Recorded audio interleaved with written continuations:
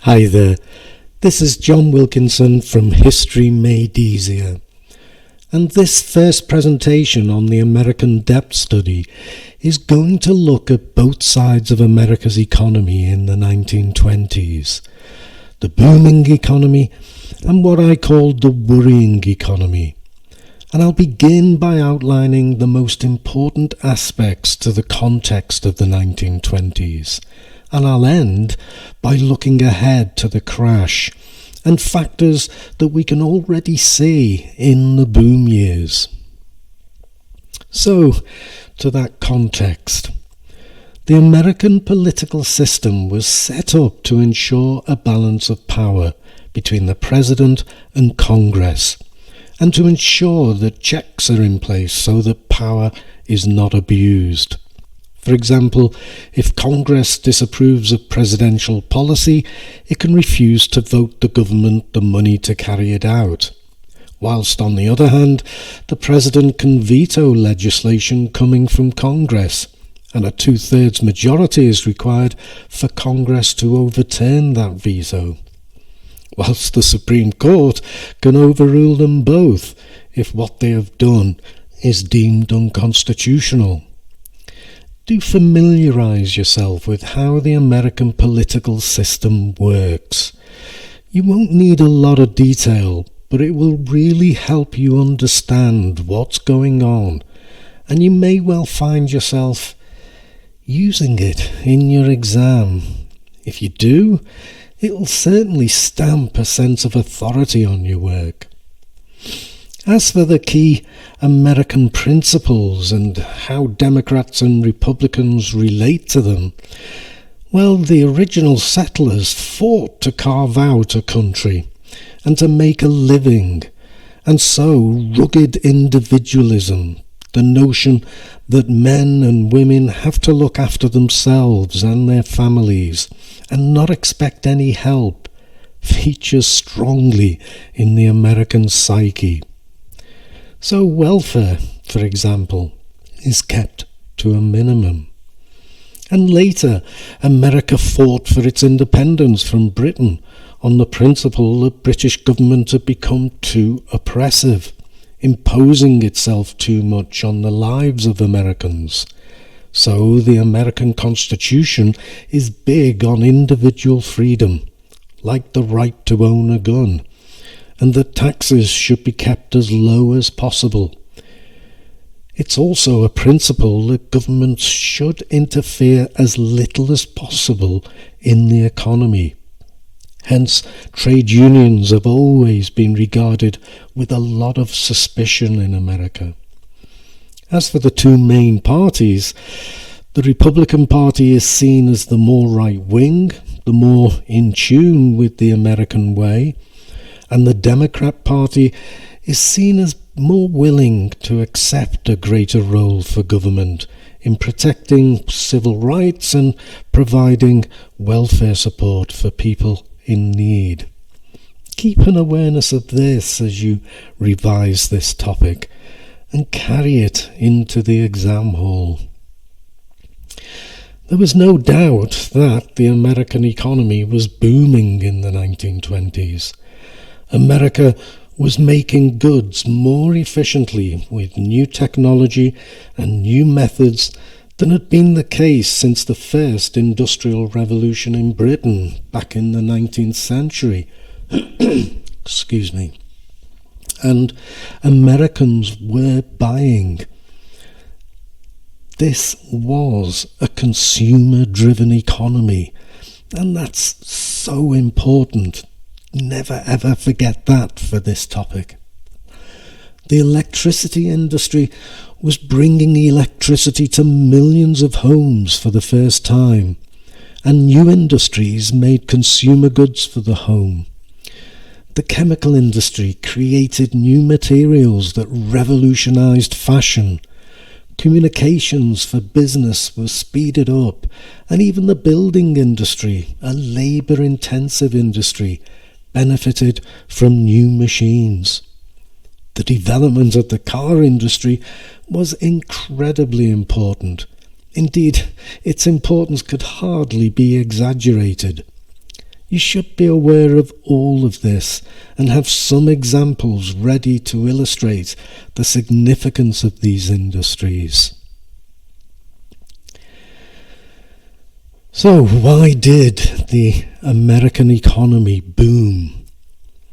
There are a number of factors to this, and you need to be aware of each of them in case you get a specific question, and you need to show how they link to each other in order to properly answer a general question.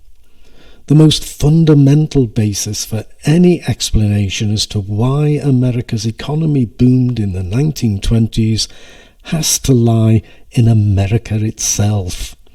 It simply had all the resources required for its economy to take off. And the most important resource was people, for they were both workers and consumers, and America had more than 100 million of them. But it also had ample farmland, natural resources to produce electricity, as well as iron ore to build its railways, its industries, and its cities. America hadn't looked to profit from World War I, but nevertheless America did indeed profit. Industries like coal, iron and steel, as well as manufacturing, all developed during the war. The electrical industry too. And not only was America selling increasing amounts of goods to Europe, but Britain and France were obliged to borrow from America. And when these loans were paid back, there was more money to invest in American companies. All three presidents in the 1920s were Republicans, holding firm to the belief that if business did well, then everybody did well. They adopted what we call a policy of laissez-faire. That means they left business to run itself as much as possible, with a minimum of government direction. One way in which American governments did intervene, however, was with respect to tariffs. The Republicans were protectionists and sought to protect American farmers and businesses by imposing tariffs on imports. But that would come back to bite them. Make sure you have some detail to add to this, and that you can show the effect of Republican policies on the American economy. And show how technology created a demand for domestic appliances, and how mass production made things cheaper to buy, as well as how advertising made them seem essential and credit made them seem affordable. Here you have the American dream reaching the kitchen. And finally, you have the most intangible factor, yet such an important one: confidence. The confidence that I can go into debt because my job is safe, for example. America had created what we call a virtuous cycle. Things seemed destined to only get better and better. And this led to rising expectations. I expect to own a house filled with modern appliances and have a car to take me to work and take my family out at the weekend. There was, however, another side of the picture. For though the economy was undoubtedly booming, it nevertheless didn't bring a better time to everyone. Far from it. And there are some key questions to address, which you can see on the slide, so I'm not going to repeat them. But with half of Americans, with half of Americans living in rural areas, that farming was struggling was very important. There was the problem of overproduction, but there were other factors too, and you need to be on top of this. And for farmers, as the 1920s progressed, a really vicious cycle kicked in. prices dropped, so income dropped, and farmers found it difficult to meet their mortgage payments or their payments on loans. The loans had been taken out to extend their farms in the good times or to buy modern machinery when demand was high.